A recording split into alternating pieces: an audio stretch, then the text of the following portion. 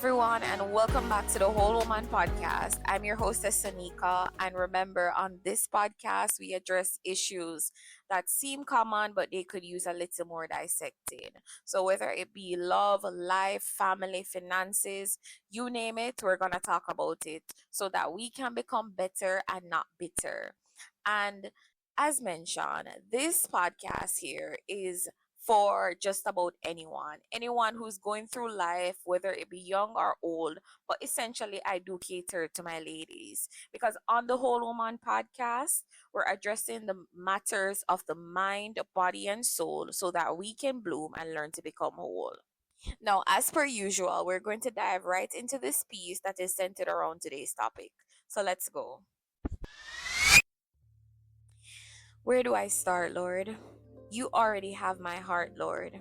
But sometimes it gets dark, Lord, and I'm still trying to shine on.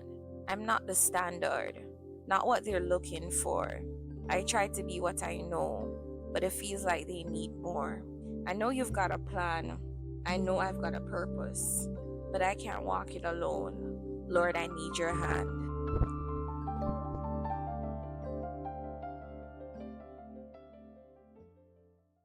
Alrighty. So that piece right there was titled Dear Lord, and it's really the opening to today's topic, which is living a purpose filled life. So, yes, we're touching more on the spiritual aspect today. And as I mentioned, it's living a purpose filled life. And this is something that came to me like a flood, like I was just there, just lounging around, and I thought about this topic. I mean, I think that I've probably done similar topics on like my older YouTube channel, or I've written about it on my blog, which is the Gem Mind Through Christ. I think that is linked below in my Spotify, linked on my YouTube, so you can check it out for persons who are interested in like reading, for persons who are looking for more so ministerial type of platform. That's where I really dive into like my day-to-day experiences, or my day-to-day, or my overall reflections, because I don't write daily, I write like once a month. So my overall reflections about my spirit-based journey, my journey with Christ, of course. And I just talk about topics, lessons that I've learned as I've gotten older, as a young Christian woman. So yes. So the purpose, living a purpose-filled life. And there's actually a book that is somewhat, when I think about the topic, I think about the book. See, it's literally, I think it's called the same, Living a Purpose-Filled Life, something of that sort, by Rick Warren. And many people have read it and they're like, oh, it's so life changing. In all honesty, I started the book but I didn't finish, but I will eventually. But I get the whole essence of it based on reviews, and based on the fact that I've read multiple other content similar to it. And I know that as you grow older, especially as someone who is serving God, it's essential that we learn our purpose in life. We learn our purpose for the kingdom of God. And I just really wanted to, as I stated, expound on this topic. So now, I firstly want to talk about when I just got saved. And I said it in the first episode, I am a Christian. And that is going to be out there. That is going to be something that is shared as a woman, as a human being. We have several, well, not necessarily several, but there's the mind, body, and the soul, the spirit. And I am nothing without God. And if I'm nothing without God, I'm going to best believe I'm going to talk about God, because I know I'm nothing without Him. So, with that being said, I have not necessarily been called to preach, so I'm not going to preach. I am just sharing my journey, sharing my faith as a way for persons to either find something about themselves, find out something about themselves, or for persons to have that relatability, for persons to say, I know what you mean, and for persons to even do like a self reflection. It's all about community, it's all about finding someone who shares similar experiences, as I mentioned, all about relatability. It's not, I was not called to preach, or even if I am, I have not unlocked that aspect in my life. But with that being said, I've always been, and this is me basically repeating what I said initially, I've always been sharing out loud my spirit based journey, my life with Christ. I think the reason why I even did like a platform, the reason why I created or capitalized on a platform where I'm not just necessarily talking about godly stuff is because I have so many other, like my poem page, my blog, and I just feel oftentimes people are so, they seem to be so perfected from like a biblical sense, like they know the words, they know the verses, they're going to church, they're participating so in so many activities, but there are so many other quadrants in their life that are left unfulfilled, and you're probably like, how can you be unfulfilled when you have Christ? Well, many people like have a surface level of Christ, and I truly believe that the Lord cares about our well-being, he cares about our minds, he cares about our hearts, so I wanted to just come on this space and not just preach to someone or not just say to them, oh yes, repent today, but I wanted to talk about, as I said, the mind, the body, and soul. Like God is at the center, but I just feel like there's so many underlying issues, not necessarily as a way to be a therapist, but that was where I was led to really just develop. So, yes, enough of me ranting already. I came to Christ at the age of 19. And let me just say, all of my life growing up, I was not necessarily like a Christian. I was not necessarily from a saved background. But for some reason, I always felt inside of me that there was more to life. I remember as young as I was, my mother, even though she herself was not necessarily a Christian, her mother was a Christian, and I think that she grew in a way where she knew that God existed, and so therefore she would always say to us, always go, like, try to go to church and try to pray to God. And she always had her Bible, of course, she had that reverence about her. And I remember she would always say to me, and I think that my mother is such a monumental figure in my life in so many ways. Like, for someone who, I don't think my mother had like the fundamentals of like like a nuclear family. Like, I wouldn't say she had like the idealistic upbringing. Probably like probably 60% out of 100 based on what I know. But she honestly did her best in terms of instilling core values, instead of not me saying instead, but in terms of instilling core values and morals. Like, she did her best, like, honestly, like, looking at now, seeing the woman I am today, the woman I'm still becoming, it's definitely because of the things that she had put in place in my life. And one of them, as I stated, she would always say to me, always pray to God. Like, in all honesty, she didn't necessarily teach me. I mean, besides, of course, knowing the standard, the daily prayers, and being on an island that is essentially Christ centered, in the sense that our foundation, like, or background, historically, we're considered to be like a Christian nation. So, going to like public schools and all of that, like, you're up until I was in tertiary. And by tertiary, I don't necessarily mean university, because there's variety of persons there. But up until when I even went to trade school, we would have like public devotions. There was always some agenda to ensure that you have some aspect of Christ in your life. And I went to trade school like 18, 19. So growing up, I always knew that I was supposed to pray. And from as long as I knew myself, the best way that I learned how to communicate was through writing. So, whereas I did not necessarily know how to go down on my knees and pray, I would always write to God. So, I always had diaries growing up, and I would always write a prayer to God to say that I want to know God more, or I want to get closer to God. And I remember even recently I was reflecting on that, and I was looking at this book and I was like, whoa, this is crazy. Like, even in grade 7, grade 8, like I would literally write little messages to God, not knowing why, not necessarily knowing what it meant, or even if I had like a connection, but I just knew because of the fact that what my mother was telling me, or because of the fact that I would see. One thing about me, I think I'm like a sponge at times.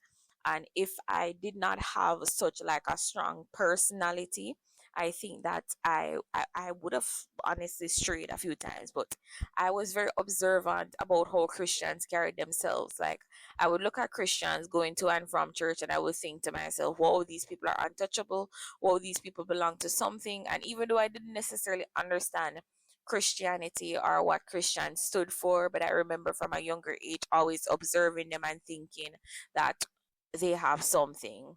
And I kind of had like a few I had a fair amount of personal discoveries or experiences before I officially came to Christ. Like, I remember I was like on a huge choir at once as a result of being in the school's choir, because as I stated, a Christian nation, so they had choir practice. I joined the choir, absolute buck ups, but I was on the choir. I branched off into a huger choir, and that alone was like, oh my gosh, I guess I need to serve God. And I was in that grade 8, grade 9 around that time. I As I stated, I was still occasionally, like, now and then, going to church just to see, just to kind of feel out. I remember I had a few incidents or a few moments where I was interacting with other denominations, like, just to kind of get an idea, just to kind of feel out things. I always had like an open mind, like I was always open to say there is something out there. And I remember I was working at this establishment at one point in time, and there was a young lady, and she was always like coming up to me and being like, you need to serve God, and not in a way that was offensive, not in a way that was even annoying, but she was doing her due diligence. Like, I remember that was like my first official job, and she would just, whisper to me, or just, whisper in my ear now and then, that she was my supervisor at the time, and she would just whisper in my ear now and then, like, you need to go to church, and you know and I was just like, why do I actually feel like I need to do that? Like, I don't know, like, I feel like with the whole years of me experiencing what I've been experiencing in terms of like writing to God, and in terms of like seeing the things around me, because I remember there were several times that I said I would get saved. I said I would get saved when I was on the choir, and even sometime after, when she was speaking to me on and off, because I worked at the place like 7 months, 7, 8 months, or something like that. I worked at the place, more than 6 months.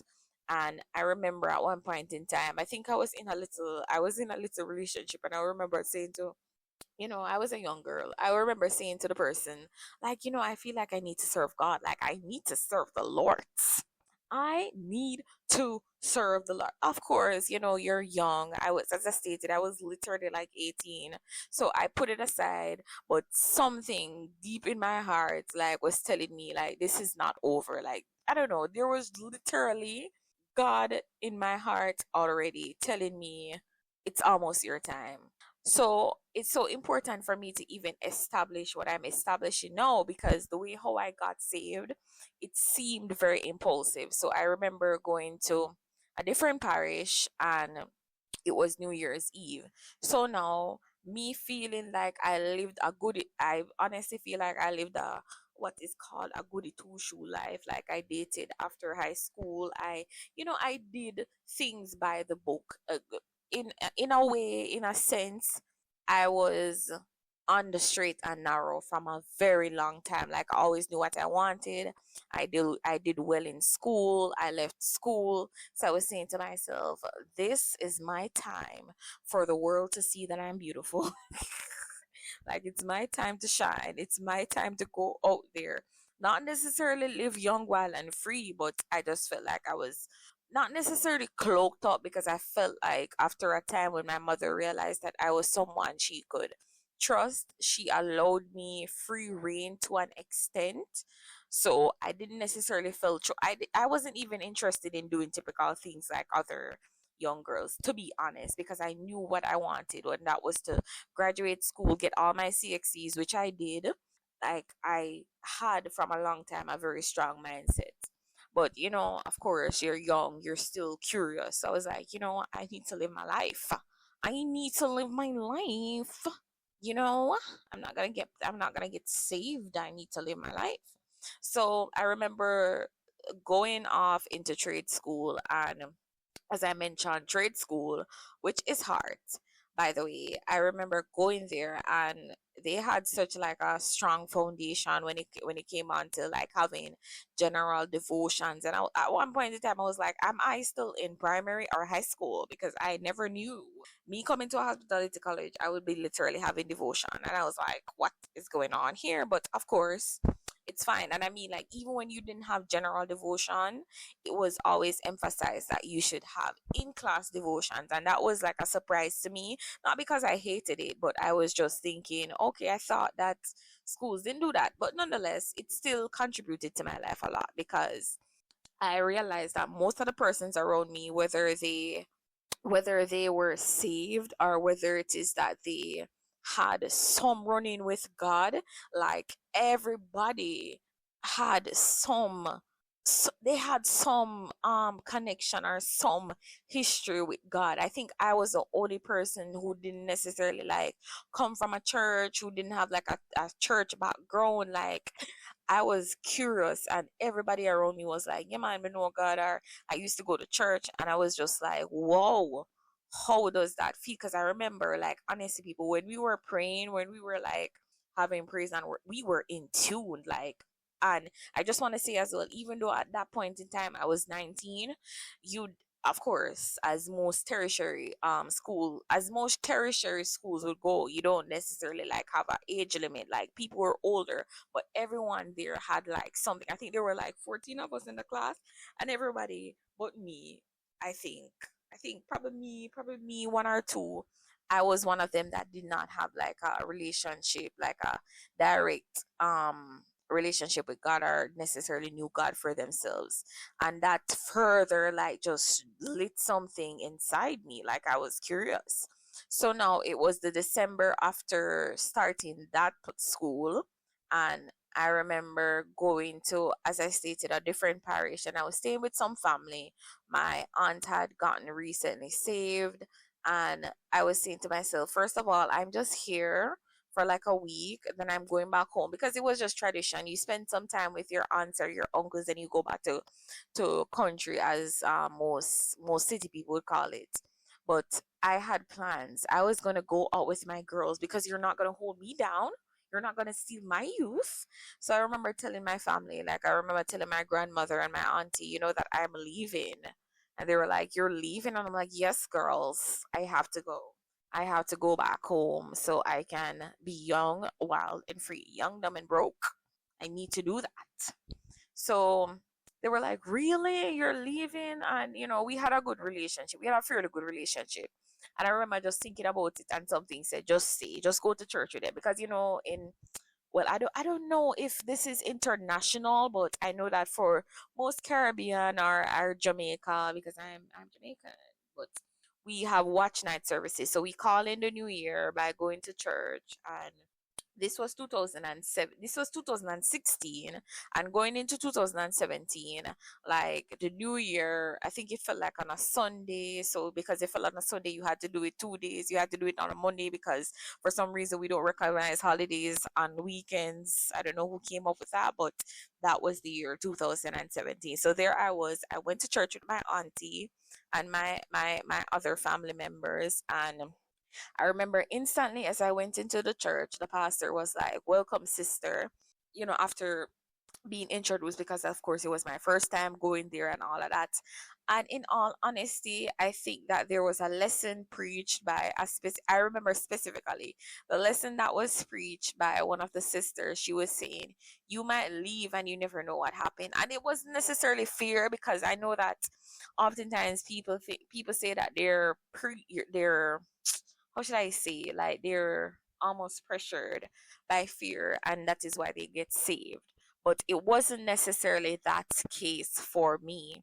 it was like a reality check for me, like a recognition that, whoa, I need to know what I'm doing. I have to be careful. Like, these people are literally talking to me. God is speaking to me. And I remember, I don't even remember. Yes, I went in the night and then I went in the day. Oh my gosh, so bad. Yes, I went in the night for the watch night service and then I went again in the day, right? And I remember, so I went there the 2 nights. I went there the 2 days straight. The beginning of the night, and then I went there on the regular because remember I was saying to you the day fell on like a Sunday, and so you're gonna have church 2 days. So the day when the message was preached, I remember saying to my grandmother, and I just started crying. I was like, I need to get baptized. And she was like, yeah, it's okay, dear, thinking that I meant like at a different time. And there and then I decided that, it was this message was preached for me. I'm going to just give my life to the Lord. And that is what I did. I got saved that day on the 2nd of January 2017, and the world went crazy. I mean, the world went crazy. I posted it on Facebook. I would not necessarily say that I was a Facebook baddie, but I knew a few people. So people were like, "Are you serious?" Blah blah blah. But for the most part, people congratulated me. Of course, some people were asking me like if it was a joke, but I knew that I was serious. Like, it was something, like, even when I was in tertiary school, when I was at heart, I remember saying to my friend no one then that I really feel like I should get saved. And so basically I answered the call of God. Many people, it may have seemed impulsive to them, but I knew that it was something that was coming. It was years in the making. So that's the backstory. No, I just want to talk about the feeling that you get after you have decided to give your life to God, like the first time feeling, the first time around feeling. I remember God, and I always say, like, I feel like God sets me up. God had literally set me up because it just so happened that the church that I got saved, which was, well, the type of church that I got saved, there was a similar church near where I lived, a church that most of my childhood friends went to. Most of my interaction, literally the church that was like 5 minutes away from me. So it was like he created a place for me. He prepared a place for me. He prepared like a church family for me. I remember my childhood friends who I used to play dolly house with, who were already Christians, they were there. Like, he was like, "Oh, here you go. I'm handing this to you to help you along the way." And it did pay off. Like, no lie, like, I would go to every single service. I would go to fasting service. I would go to, why can't I remember it right now? But I would go to all of the services that you can possibly think about. And I did it zealously. Like, it wasn't a case where I was doing it because, oh my gosh, this seems like the right thing to do. But I literally, I don't know where it came from. I think something that really propelled me to want more is the fact that I remember seeing persons in my age group. There was one girl in particular who also worked at the place that I worked at, as the first job that I had. And I remember her saying at one point in time, she gave her testimony, and I said, I want to be not necessarily like that girl, because from a long time, people, let me tell you, I've always been strong minded. Like, I know what I want. I know I'm not like everybody else. And I remember just thinking, similar to how she's exhibiting that desire, that need to not be ordinary, I said to myself, I'm not going to be an ordinary Christian.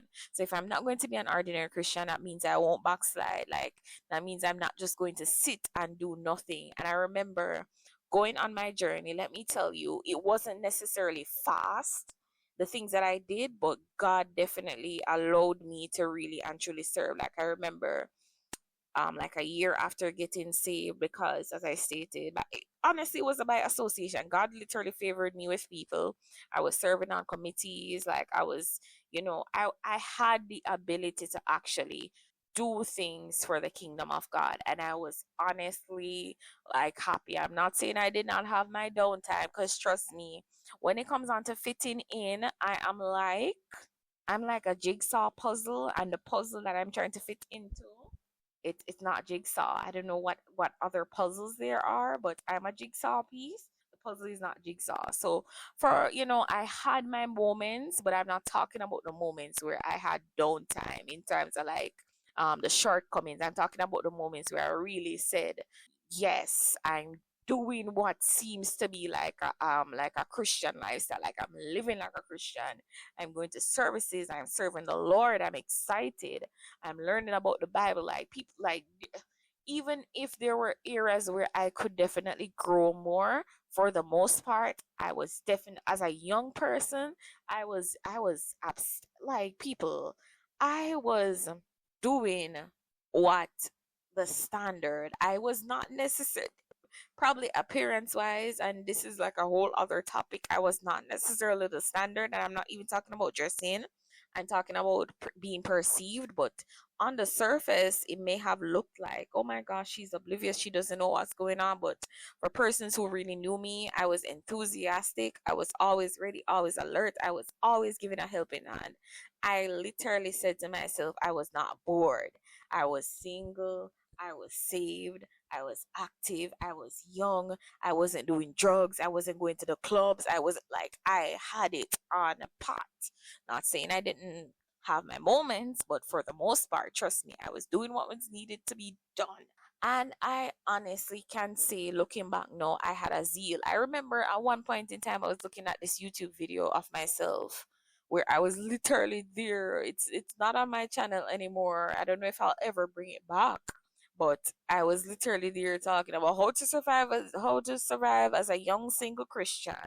And I was just talking about things with so much enthusiasm, and I'm thinking to myself, whoa, looking back then, comparing myself to now, it's almost like I declined, in all honesty. Like now, as I'm even recording this, as I'm speaking, I think this is now when I'm getting into my prime. I'm going back to my prime. And with that being said, I just want to talk about falling off as well, because, I've told you how zealous I was, how active I was, how I was looking forward to basically doing everything. I remember telling the Lord that I want to serve you in every way. I want to sing on the choir. I want to show my talent for you. People, I was a poet who used to write only love poems. And I remember saying to God, I will never write a love poem again. Well, I said, for now, I want to dedicate any poems to you first and foremost. If I'm supposed to pick up back love poems, I will, for my husband or for my intended. Like, I literally was like, I'm going to give you everything, Lord. Like, this is for you. And I did it. Like, everything that I said that I would, whether it be singing, whether it be active, whether it be leading, like, I did all of it. And I was just, as I stated, elated. But there comes a time in life where, as much as how you have the good intentions, people, where as much as how you want to say, I am on the straight and narrow, there comes life, and there comes temptation, and there comes trials and problems.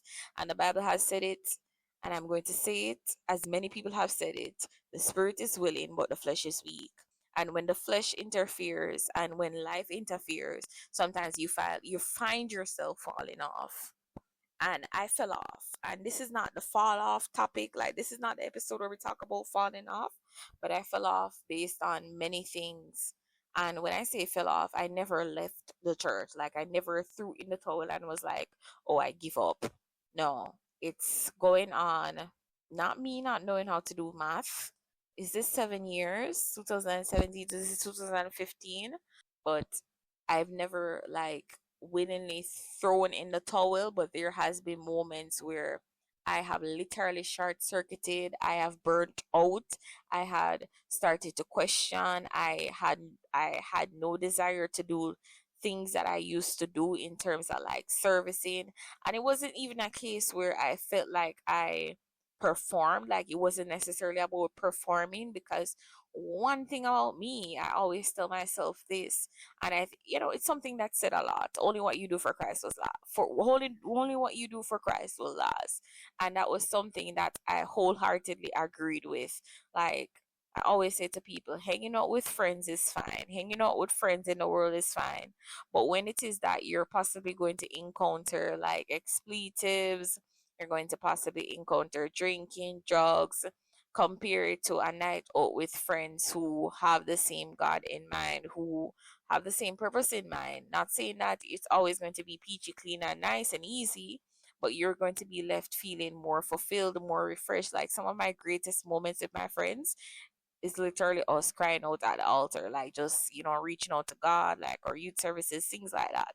And I say that to say, oftentimes it's, oh my gosh, I almost lost my, yes. So yes, but with societal standards, with personal wants, with things that seem to be necessary but aren't always so, they're more so wants. Sometimes they interfere with what we were designed to initially do, and that is to honestly serve.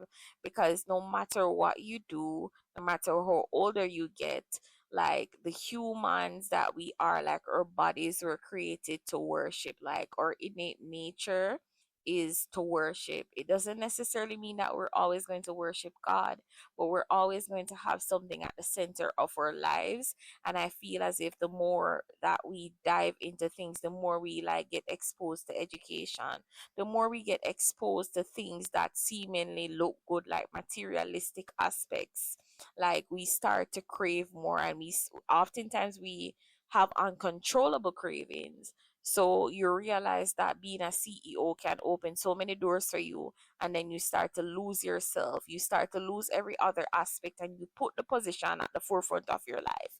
You're not a bad person, you're not an evil person, it's just that that is what you're now focusing on. It becomes an idol in your life, and I feel like that is something that happens to so many people. Like, you know what it is like to experience your first love, as most persons would call it, which is God.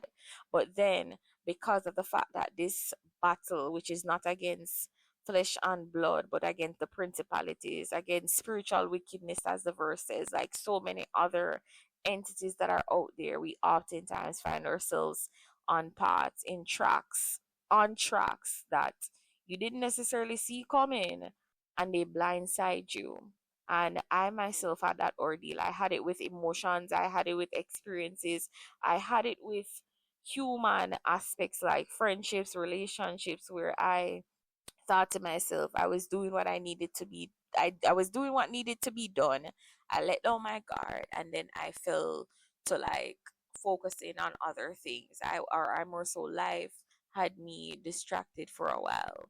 And I just want to say that no matter what level of life you reach, no matter how many degrees you get, no matter how many cars you drive, no matter what house you live in, or how often you marry or don't marry, or how often you're sulking, I think the void that is within us, when it is that when it is that we're en route to chasing these things, we eventually realize that the things of the world, it can't fill the void, like it can't fill the gap. The hunger for more is always going to be there, the unsettledness.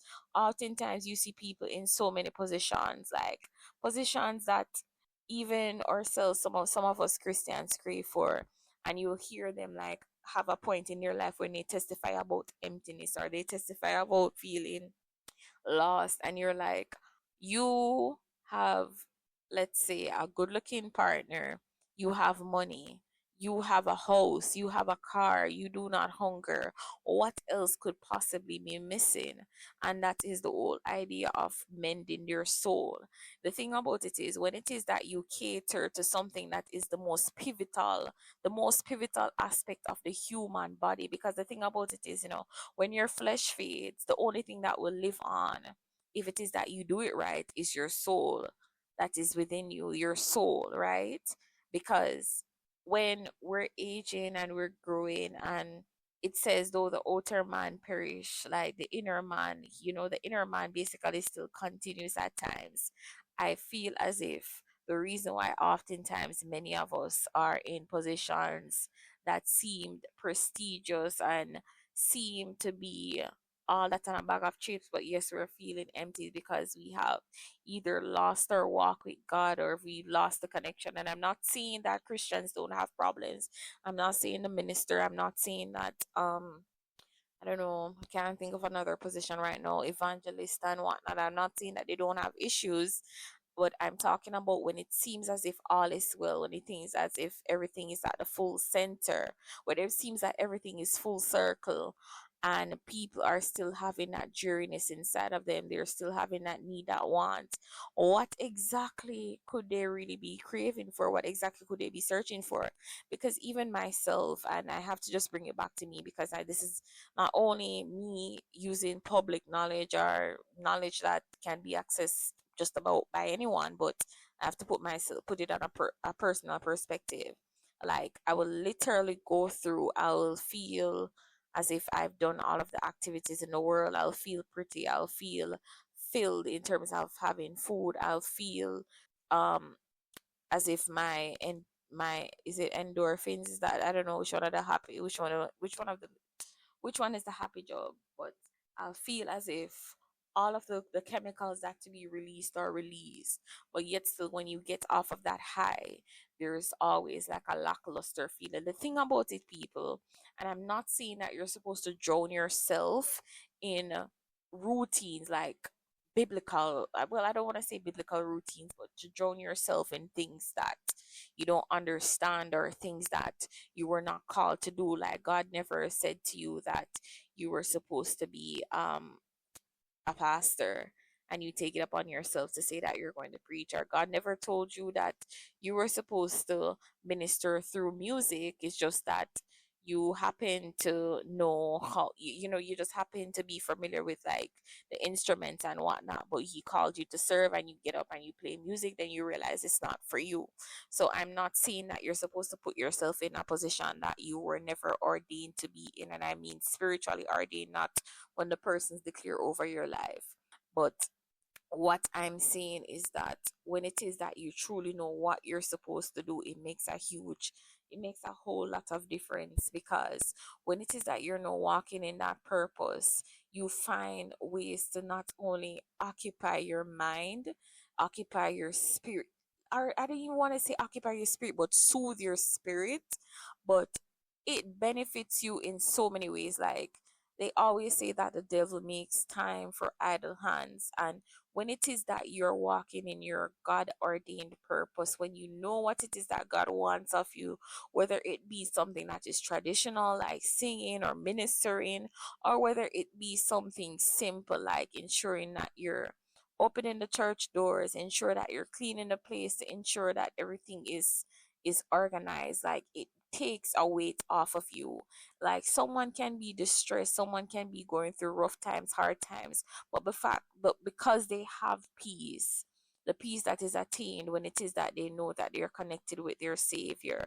Not necessarily when it is, as I stated, when you're performing, or when it is that you are ensuring that you get up every single day and you recite all of the psalms, but when it is that you know that God said this is what you're supposed to do. Because purpose doesn't necessarily have to be um a one time thing, meaning that God said you are a singer and that's it.